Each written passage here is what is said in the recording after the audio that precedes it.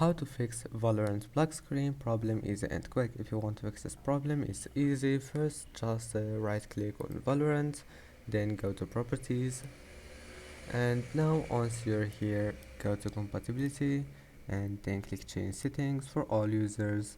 Now just click enable those three options here.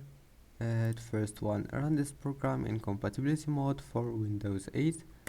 Turn it on, disable full screen optimization, and run this program as an administrator. Now click apply and OK, and OK again. After that, all you need to do, just before launching Valorant, just open Task Manager and right click on all the applications that you don't need and close it, like Google Chrome, and end task, and that's it. Please don't forget to like and don't forget to subscribe, and see you in the next video.